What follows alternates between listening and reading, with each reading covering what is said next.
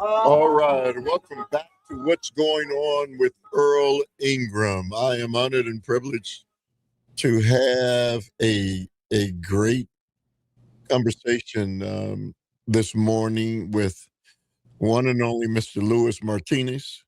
As Venezuela enters a dramatic new phase that could reshape the politics of the Western Hemisphere, uh, there's the one and only Mr. Luis Martinez. He's a veteran political commentator with NTD TV, born and raised in Venezuela and specializing in Latin American geopolitics, including Cuba's influence and authoritarian survival strategies. Martinez can provide clarity and context on a crisis that is fast evolving and widely misunderstood, and that is a mouthful.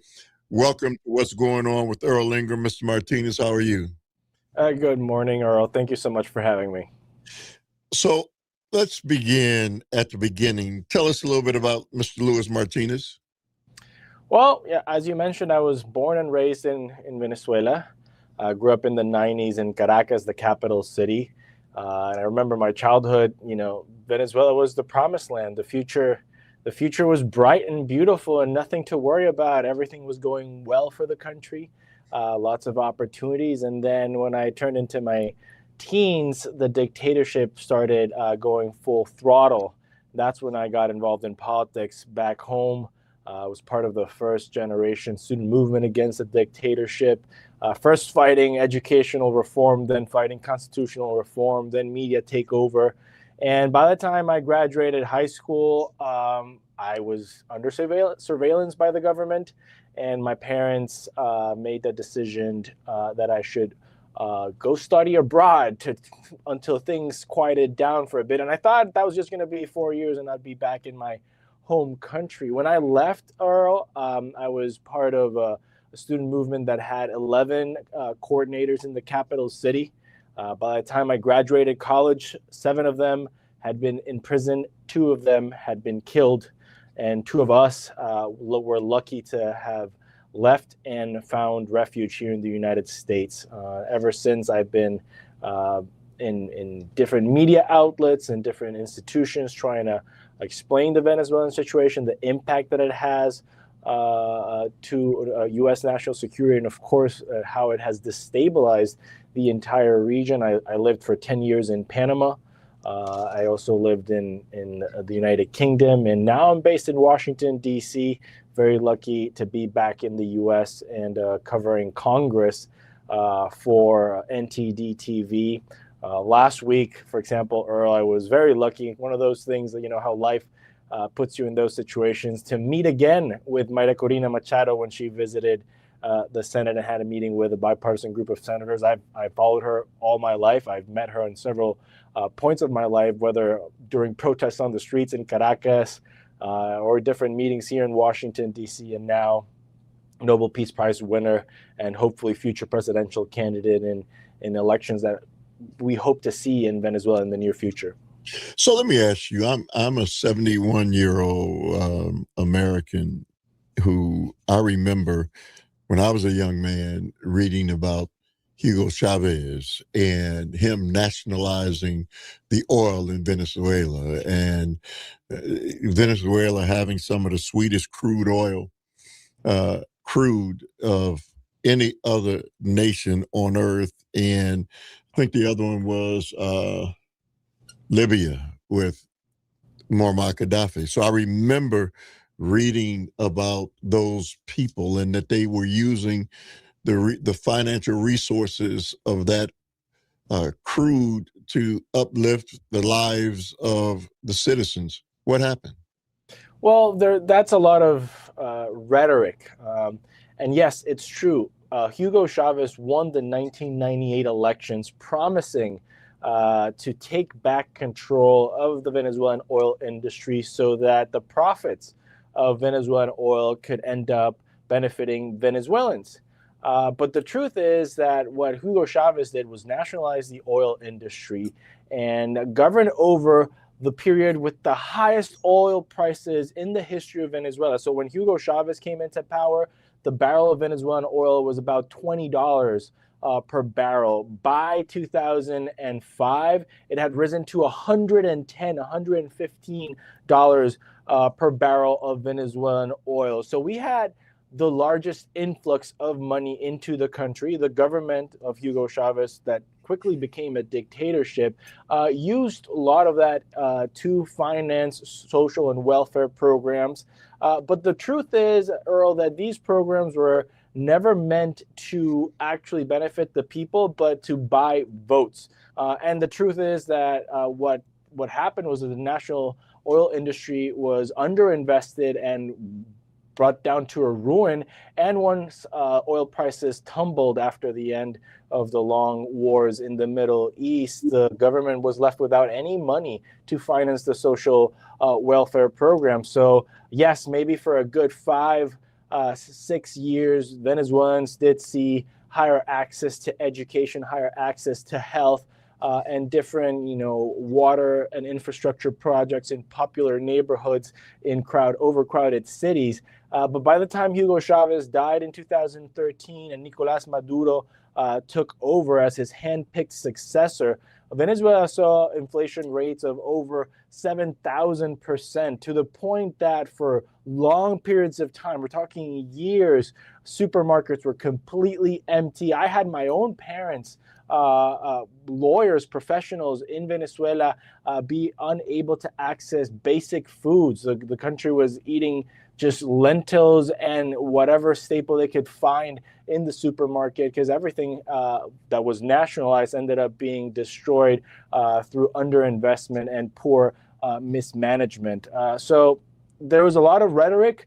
And unfortunately, because Hugo Chavez died and Nicolás Maduro is the new popular name of the dictator that ran over Venezuela, people forget that it was Hugo Chavez, the original sin.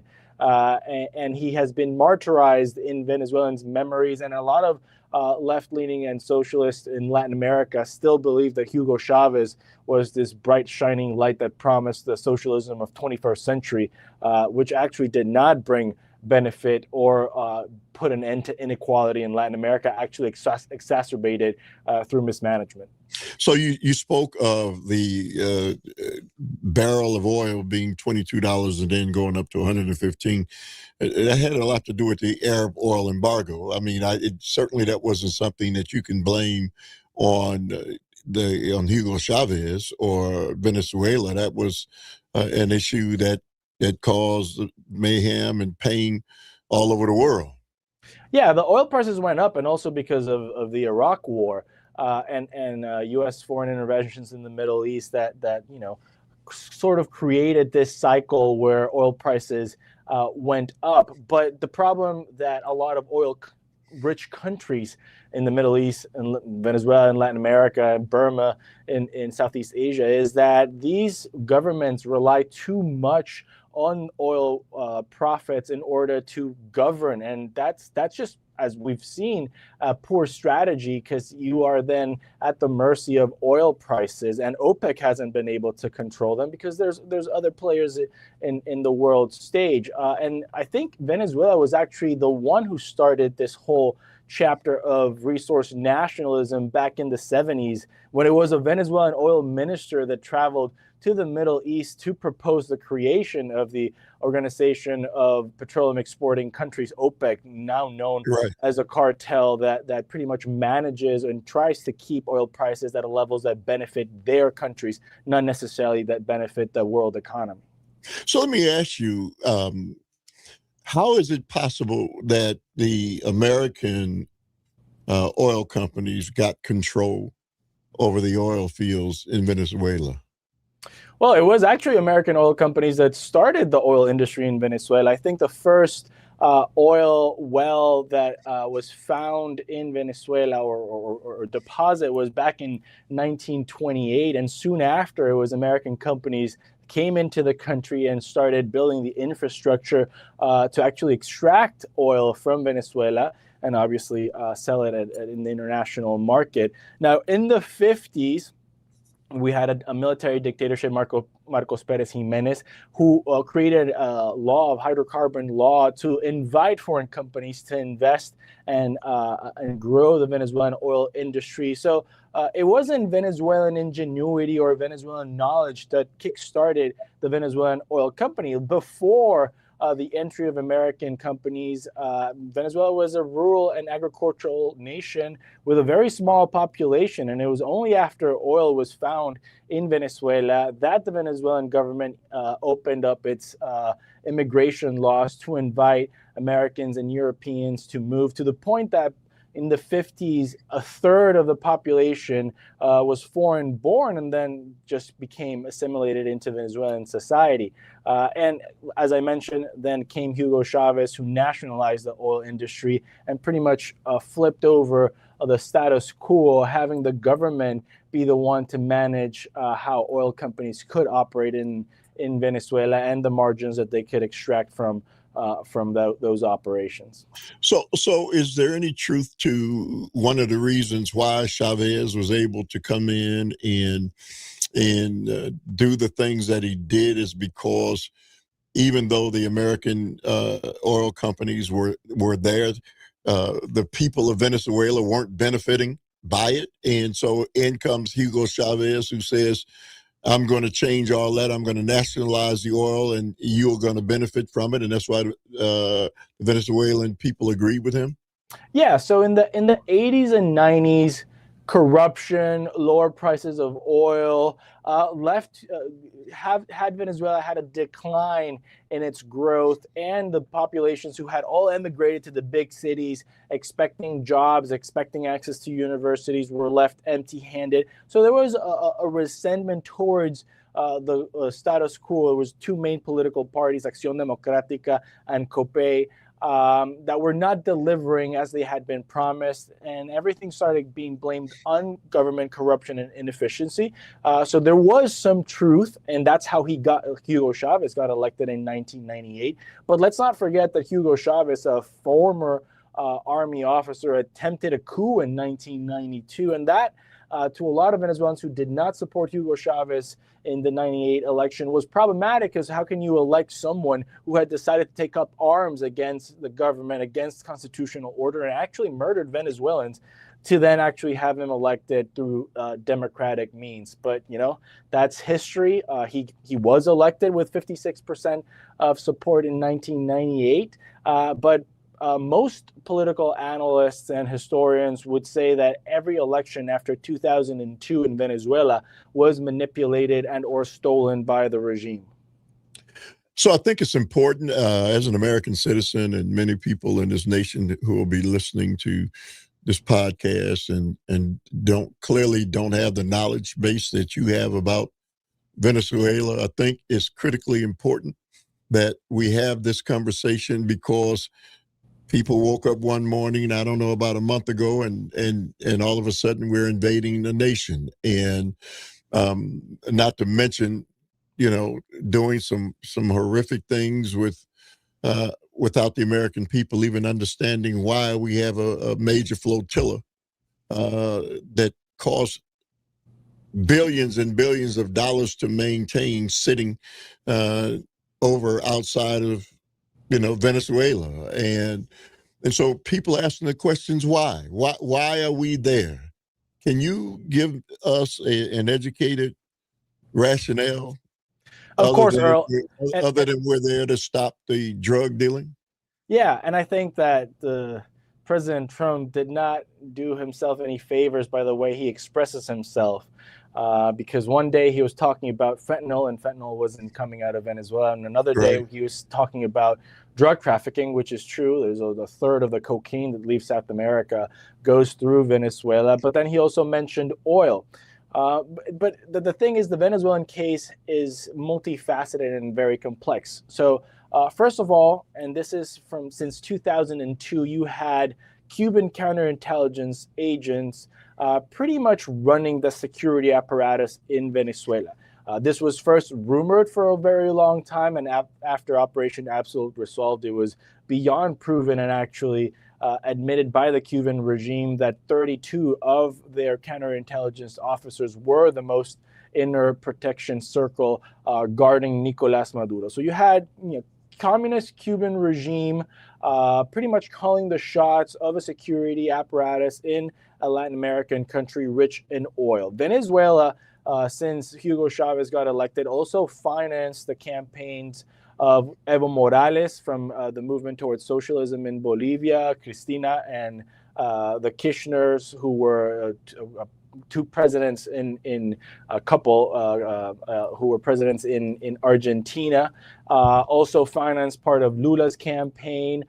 So this was Venezuela became a very important actor in Latin American geopolitics. Then you have the Chinese Communist Party also coming in and setting up all the surveillance, technological surveillance state for the Venezuelan regime, starting from even IDs with Chinese chips that were meant to track how Venezuelan citizens voted in elections and whether or not they had access to certain welfare programs.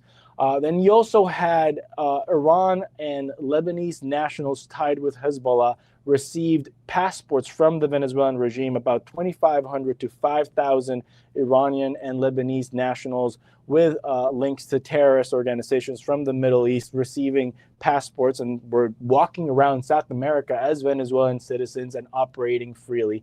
And then, Earl, you had the economic mismanagement of the country of 30 million people that caused 1/3 of the population to emigrate and pretty much collapse social services all around Latin America, with about 786,000 Venezuelans coming to the U.S. But that's pretty much one of the countries that receives the least Venezuelans. Colombia has over 3 million Venezuelans.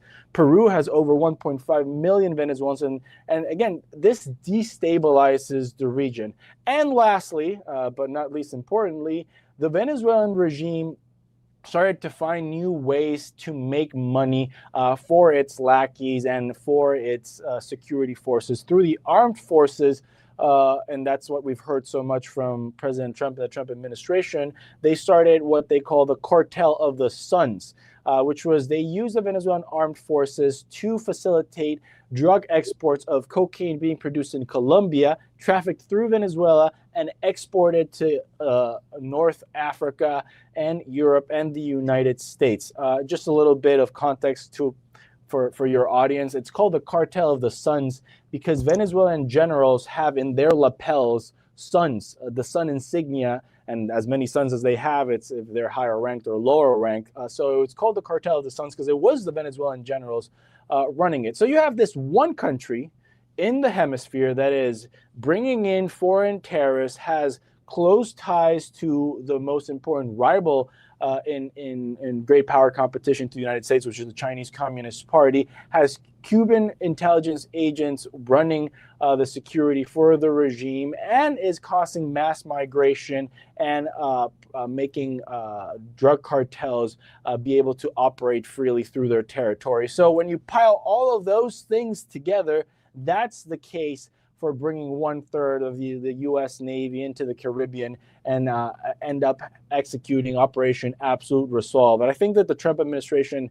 had a lot of issues in explaining all of this and putting it together, and it just sort of came out the days previous to the operation as a whim from the president to take out a dictator in the region, when it's actually something very comprehensive and tied to the new national security strategy of the United States in the Western Hemisphere. So as an American citizen of 71 years, what I'll say to you is there are nations all over the earth that have similar situations going on, and we're not there. Mm-hmm. And so to say that this was something that was imminent, as you stated, Venezuela is a very small nation. What it has going for itself is its crude oil, its oil reserve. It's sitting on it. It has the sweetest crude oil in the world. People in the know are aware of that, because what's been happening in Venezuela didn't just start happening. And it didn't just have to be resolved because a new president decided to, who's only been in office a year, decided to fix all of the things that you are talking about.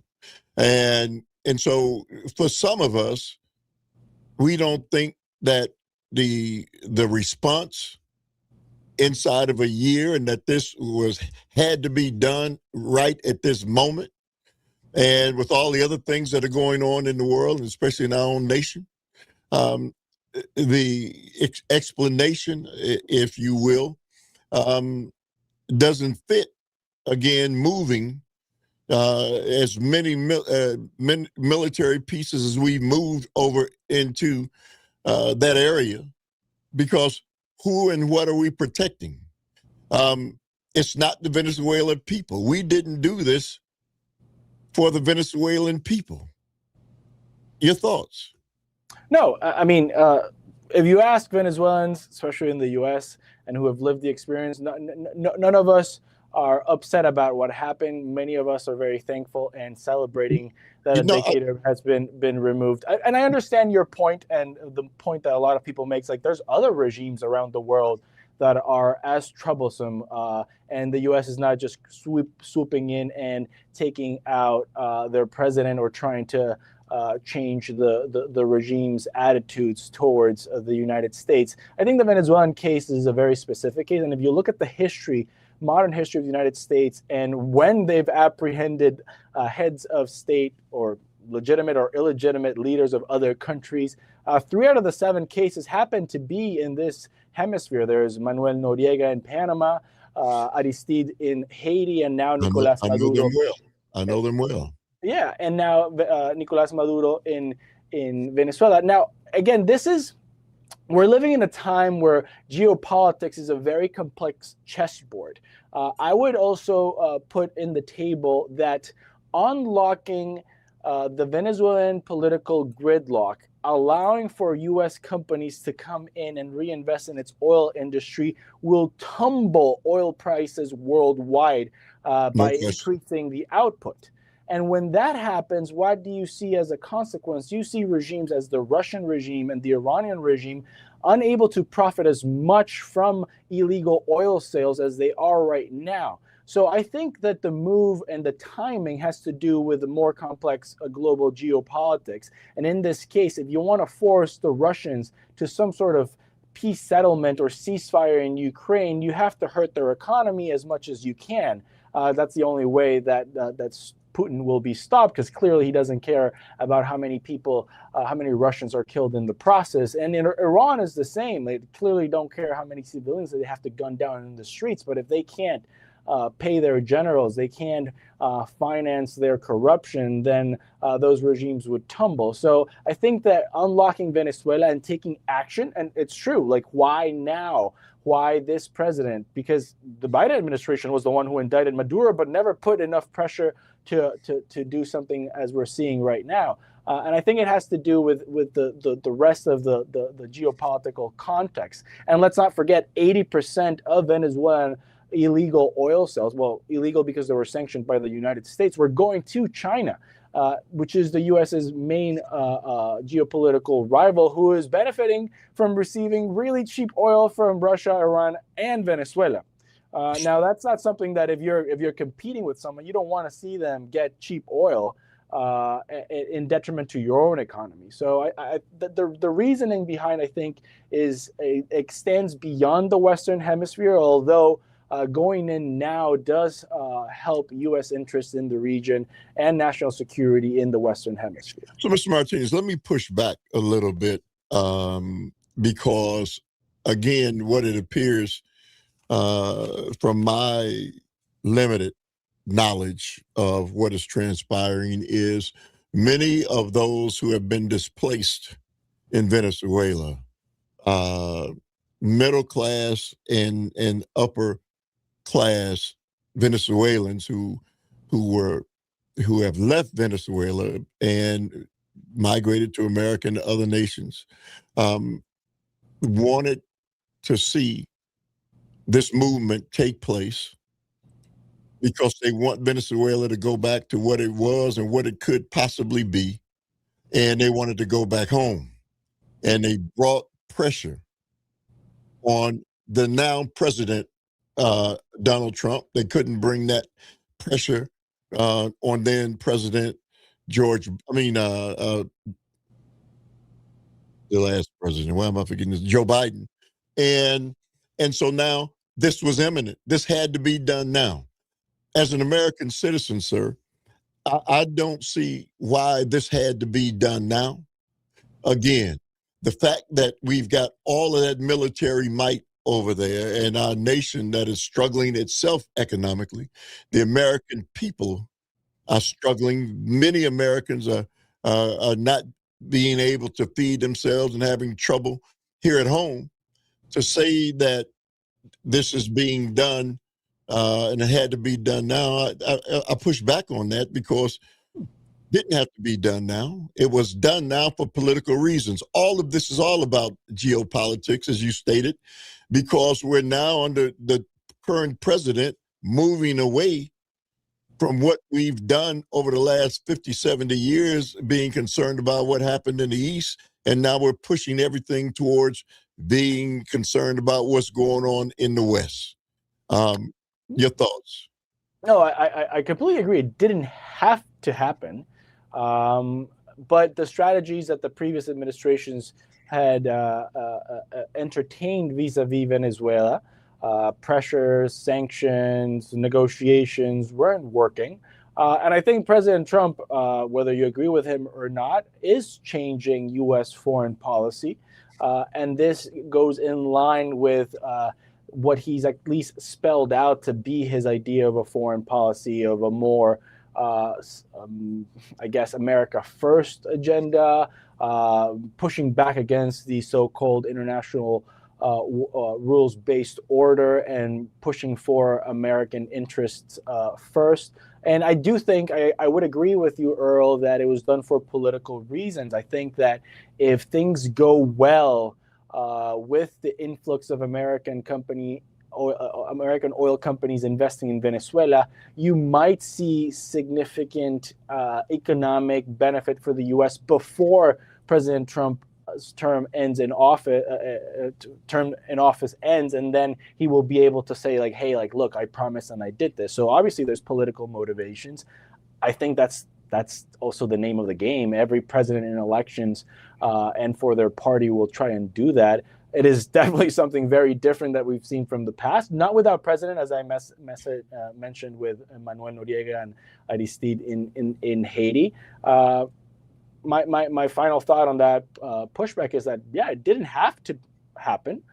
Personally, as a Venezuelan, I'm happy it happened. I think it allows for the Venezuelan people to now have a different option for the future. And we'll see how the Trump administration's negotiations with the interim president go, because at the end of the day, it could also turn up terribly like it did in Burma, where the military took over and jailed the Nobel Peace Prize winner. Maybe Delcy Rodriguez would actually end up being worse than Nicolás Maduro. We'll see how that turns out. But yes, Earl, it wasn't an imperative for the Trump administration, but it was a clear. He's been signaling since day one when he started naming cartels foreign terrorist organizations, and then including Tren de Aragua, and then including the Cartel of the Suns, and then doubling up the reward for Nicolás Maduro. So he spent the first 12 months of his presidency signaling to the Venezuelan regime, you should change your attitudes towards us or something will happen. And it happened. So the operative word is if. It's two letters, but in this instance, it's a big if. And again, the money that's being invested in moving that military might over to the West, and again, when the American people here are struggling themselves, I would say to you, sir, this could end up terribly, and there is no guarantee. I don't know how the Venezuelan people feel about what is transpiring right now. We don't hear much from the Venezuelan people who are there. We hear from the Venezuelan people who are no longer in Venezuela. We hear from you guys, but the people who are still in Venezuela we're not hearing much from them, except for I've read some things about the fact that they are not happy with what has transpired, and they're kind of like in limbo. Uh, here, the United States is doing some things that I don't know that I believe clearly unright. Pirating, oil, ships and doing all sorts of things that aren't benefiting the Venezuelan people. So how are they better off now that Maduro's not there?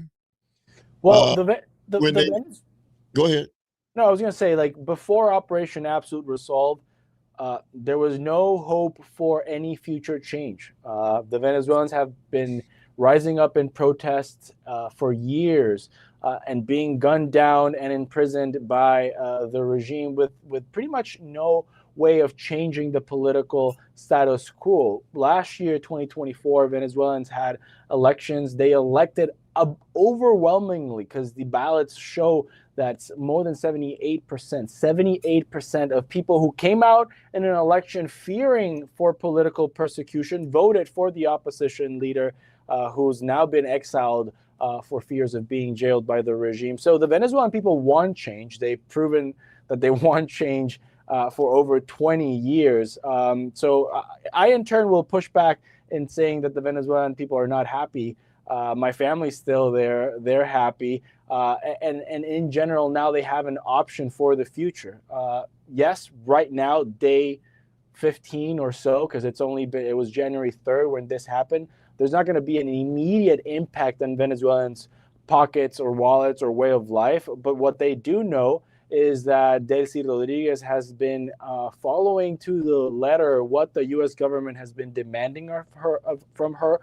She is already saying she's going to change the hydrocarbon law to allow for American oil investment. She's already taking out of government ministers that were lackeys of Nicolas Maduro and believed to be his private financiers. And they've already started releasing political prisoners. That, again, these were people that have been jailed in torture centers just because of their political opposition to the regime. So there is some immediate impact, and it's going to be in the medium and long term that we will see whether this will help the Venezuelan people or not. I personally am very confident that is the beginning of the reconstruction of the country. Do you believe that the Venezuelan people are happy with the president of the United States saying we're running Venezuela? Do you think that the people in Venezuela, in replacing Maduro, have a president of the United States of America saying we're going to control their finances, we're going to do all these things? I don't know. I'm not there, but I venture to say that there are probably more Venezuelans who aren't happy to hear that than there are to say that that's okay. Well, I don't think any Venezuelan believes that President Trump is now ruling over Venezuela. No, but he's saying that publicly. Right. Well, yes. Okay. I'm not defending.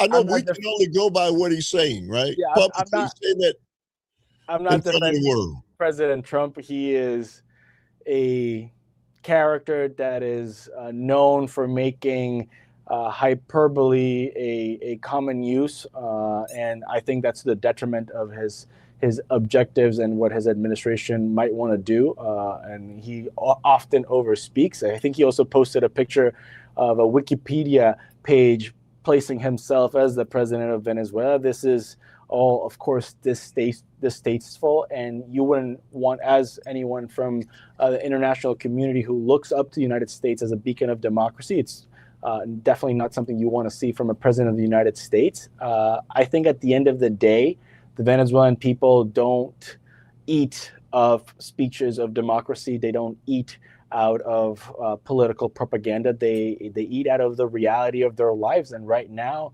it's less than $1 a month, the minimum wage in Venezuela, when we used to be one of the richest countries in the world. So they are, as you mentioned, in a limbo because we don't know exactly what's going to happen. What we do know is that it's something different than what has been happening under the regime for the last 20 years. And I would put it also on the table that Venezuela is in Libya, Venezuela is in Iraq or Afghanistan. This is a Western-oriented country in the Western Hemisphere with long, long cultural ties to the U.S. to the point that Venezuela's national sport is baseball because of the American oil companies that came in early 20th century, and we're pretty good at it actually. Like there's a lot of Venezuelans in the Major League Baseball. So like the cultural similarities, the fact that we're not a divided country of different ethnic groups of different religions, 94% Catholic, will make the Venezuelan case very different. And I will go back to Panama. If we want to look at any example of what would one think is a horrible U.S. intervention into the sovereignty of a nation in the Western Hemisphere, Panama the president also during Operation Just Cause was imprisoned and taken to federal prison here in the United States. And what happened to Panama? It had over 10% growth rate for almost 20 years, and now is a shining beacon in Central America, inviting investment and being the center for business and logistics and travel in Latin America. So I think that the president would show that there's a bright future for Venezuela. I will not put aside your concerns, Earl, that this is not the way the U.S. has conducted itself during the past 57 years. And yes, there's been a change in U.S. foreign policy regarding a rules-based order. And the president of the United States is a character that has continued to make use of hyperbole and insults and a language not befitting the office of the presidency. I don't think Venezuelans are spending their time thinking about Trump's rhetoric. They're thinking about their individual well-being and the future of their country. And hopefully the change in regime or forcing the regime to change will bring benefits to Venezuelans. And in turn, I also hope that this operation benefits U.S. national interests. So, I mean, there's a much bigger nation that's not so far away that is going through similar issues, protests. It's called Iran. Mm-hmm. And people are in the streets and people are being slaughtered and people are dying by the thousands. And yet we haven't moved on that. And so this is why people ask the question, if at the root of this is the fact that people are being mistreated and people don't live in a democratic environment, and that's why we had to move and do this in Venezuela, then it's pretty easy to ask the question, if that was the reason and the rationale because of the mistreatment of the Venezuelan people, there are many more people in Iran, and they're going through similar issues. Why didn't we move on that? Well, I think the Trump administration made it clear that their intentions had very little to do with the Venezuelan people. I think democracy was mentioned 0 times during the press conference of January 3rd after Operation. Let me just, because of what you just said, doesn't have anything to do with democracy. That's the reason why many Americans are asking the question, sir. If it doesn't have anything to do with the Venezuelan people and democracy, then you got to ask the question, then what are we doing? Well, okay, so why Iran not? It's because it's a completely different scenario, and I'll touch on that in a second. But it's not about democracy in Venezuela. As I mentioned, it had to do with oil, it had to do with drugs, it had to do with Chinese, Russian, and Iranian influence through Venezuela in Latin America, and it had to do with an immigration crisis that was destabilizing the region. It didn't have to do with democracy in Venezuela, to the point that that's not what the Trump administration is demanding. It's not demanding that Maria Corina Machado, the Venezuelan opposition leader, be installed as leader, and they're not demanding free and fair elections tomorrow or next month. They just want the political stabilization of a country in their quote-unquote neighborhood in the Western Hemisphere so it stops being a threat to U.S. national security. Iran, on the other hand, is a very complex situation. It's not the Venezuela. We saw the Venezuelan armed forces were unable to put any sort of resistance to the American Yeah, armed forces. they're a flea. America's an elephant, and I don't mean this in a negative sense, No. but the Venezuelan people, that's a flea. Yeah, So Iran's a there's no way they different can stop it.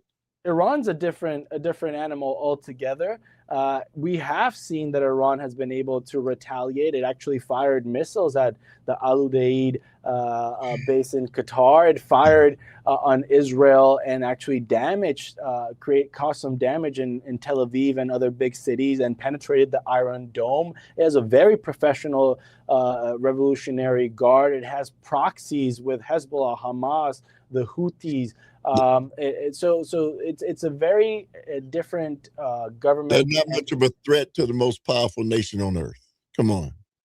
They are a threat to U.S. interests around the world. They're a threat to Western Europe. They're a threat to Israel and to U.S. quote unquote hegemony over this quote unquote international rules based order. So the reason why one would argue like, oh, you intervened in Venezuela, why don't you intervene in Iran? It's a completely different case, completely different animal to face, and not as directly tied to U.S. national security interests. And I think that if we go back to December of 2025, when the Trump administration released its national security strategy for the next year, it clearly shows that the U.S. is trying to focus again solely on the Western Hemisphere. And that's why they're pushing so hard back against NATO and having NATO pretty much pick up their own bill when it comes to defense. And that's why they're having incredible language concerning Greenland, because they're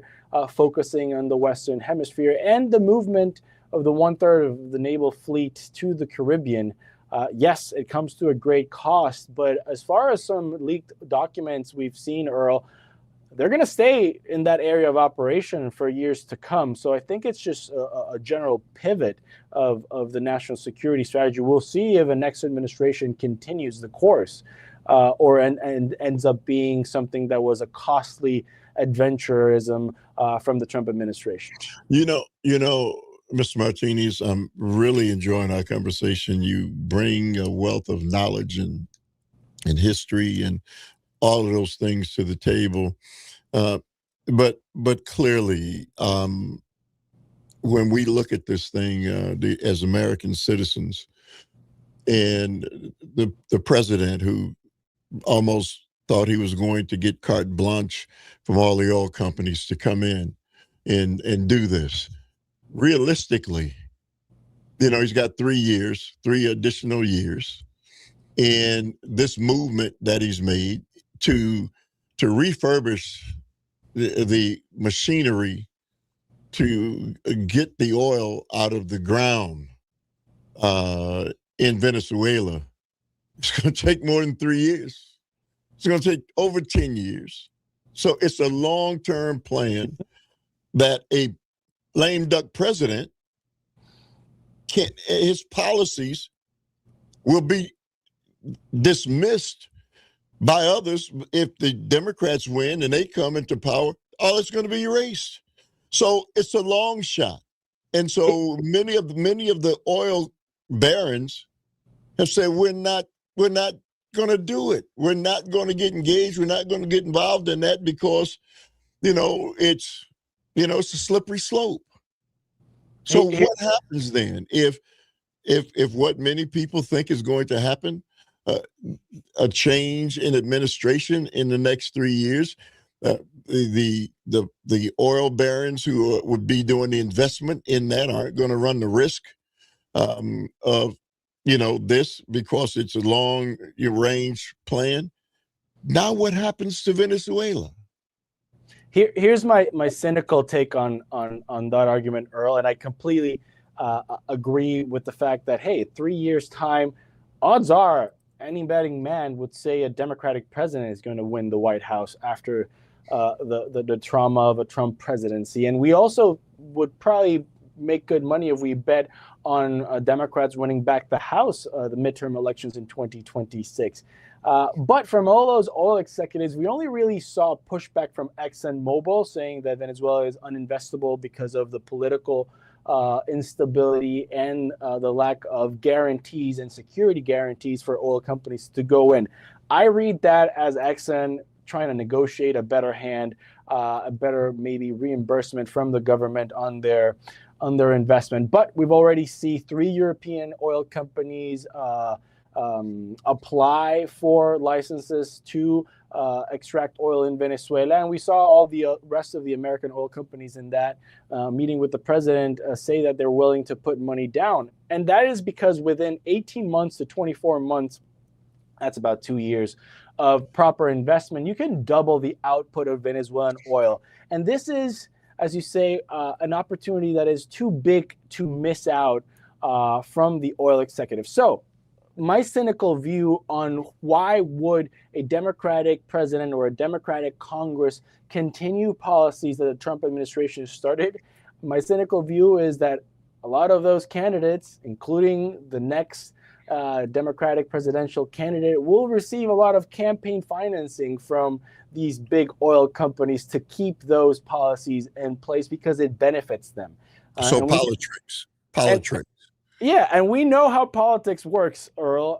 So I don't think it's I don't think it's far-fetched to think that it would work because at the end of the day, most people's ideas are up for sale to the highest bidder and not necessarily principled politicians. And I don't mean no insult to anyone. It's just the way of the world. So I would imagine that by 2028, if this experiment is starting to produce benefits and real revenue for oil companies, we'll see them invest and lobbying and putting ads on to show that this was good for the American people. And if we see oil prices at the gas pump go even further down, that will make a stronger case for politicians to at least keep the plan of having American oil companies go into Venezuela in place. You're very well versed, and I will say to you, sir, that if America is the number one producer of oil right now as we speak, but we clearly don't have the long-term resources that Venezuela has. And that's why for so many decades and the American people, the American power brokers would not drill our oil because we've got a limited amount of oil in the ground. And Venezuela clearly has the most. Mm-hmm. And so, but I was asked you, prior to President Trump becoming the president, there was a push for doing away and getting away from oil. Mm-hmm. And so that we were going to change. We were in the process of changing energy in this country and different parts of the world. Are you concerned at all that we're going to go back to green energy once Donald Trump is gone and these oil barons who are now still maybe believing, some of them, that we're going to turn back the page? Or are you, some of them are hesitant because they know we're turning back the page when we're talking about drilling for oil, when the rest of the world and others are pushing for something that is much cleaner, a cleaner way of living? Definitely in American politics, since Trump got into the White House for his second term, politicians right and left, and I would focus more on left, have waned off of climate issues, have waned off of green energy issues because it doesn't seem to be popular. It doesn't seem to be sticking with voters. And also, I'm assuming that the investments are not going that way. So it's not beneficial for politicians either to double down on that messaging. I think also so far the technology and the supply chains for creating this new green energy infrastructure in the United States are still not in place to make it as exciting as to incentivize people to go back to that political rhetoric. So I don't see, and this is with other issues, I don't see certain left-sponsored issues coming back to the fray, midterms 2026 or presidential elections 2028. I think the Democratic Party has also learned the lesson that affordability is going to be the way to go for the next 2 years. And we saw that the Chinese have already had such an advantage when it comes to these energies and technologies, and they control the supply chains. You can't build solar energy or wind energy in the United States without going through Chinese companies. That this also goes into the geopolitical competition aspect of things. While U.S. oil companies do have an advantage worldwide in their know-how and the ability to deploy resources. And as you mentioned, yes, Venezuela has the largest proven oil reserves in the world, over 303,000 million barrels of crude oil, and the U.S. has most of the refineries in the world that are able to process Venezuelan crude oil. So why not exploit that comparative advantage with your competition? And Europe, yes, they're continuing their Green New Deal ways, but their economy is actually stifling, and innovation is also not where patents are being made now in Europe. It's actually China that is now surpassing the EU when it comes to new patents and new technologies. So I don't see green energy being at the top of political issues in the near future. You're a very bright man. I'm sure you don't dismiss the science that has been proven with the impact of us doing business the way we've done business in the past. Long term, we know it's been proven that this is not good for the planet, is not good at all for the future of mankind. Do you dismiss those things or as folly? Not at all. You know, there's something that whenever I have a conversation with my father about the future of the world, and he's very frustrated when things don't go well, which is quite often, if not always, I always tell him, hey, in politics, the good guys never win. What you get is the lesser of That's evils. True. The lesser of evils. So that's not the name of the game. Unfortunately, government, politics, world affairs. This is not about what's right and wrong, but the best possible outcome with all the interests that are in the way and all the different power factions, right? And democracy still delivers the best way for the less powerful to actually contest power and get things to change. So no, I do not dismiss the science behind global warming.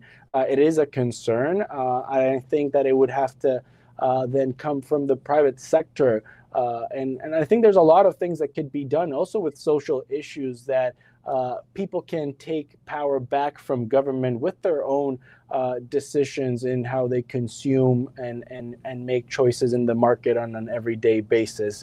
Because again, when it comes to politics, rarely does the right idea or the right thing happen. It's always interests that are involved. You know, sir, I use a term called politricks and politricksters. And you just did the best job of explaining why, because what is right doesn't come into play. No. And so if that's the case, and we know it is, we've got to fix that. It can't be accepted that right is not going to win out. Okay? And at the root of all of this is for mankind. I don't care. We're talking about mankind. We're talking about humanity. We got to fix this politics thing. It can't be right is not going to win out. Well, I think at the end of the day, we need to right makes right. for Might those makes of right. us who think that there is a correct way forward and that politics is not delivering, we need to tune our messaging. We need to do a better job at mobilizing people, because again, I do believe democracy works, or at least it gives people the best shot at contesting existing power structures. It has happened in the past. We have, like, if we look at history from a broader perspective, especially U.S. history, democracy has delivered changes that were unimaginable 40 years ago, unimaginable 100 years ago, and so forth. So, not lose faith in the process, get better at messaging. I think that the new technologies have created a new problem for democracy and the communication of ideas, because now we have this ginormous platforms that are able to influence people's minds in ways that we still haven't been able to push back. I think that mainstream media is seeing a challenge by all these smaller outlets and voices, but then these smaller voices don't necessarily have the structure to actual deliver on impartial news or information. But I believe that the process will end up working for truth, because at the end of the day, no matter how long the time frames that we're looking at, truth will always win over. Mr. Martinez, I want to thank you from the depths of my heart for accepting the invitation. You've been even better than I thought. Really appreciate it, and hopefully we've been able to garner some information to people in this nation who probably wouldn't get it anywhere else. So thank you very much for taking the time out of your busy schedule, and hopefully we'll cross paths again in the future. Of course, thank you so much, Earl, and enjoy the conversation. And I think that's the way forward. We need to talk to each other to get to the bottom of things and find a better way forward. Thank you very much, sir. Have a great day. You too. That's a wrap.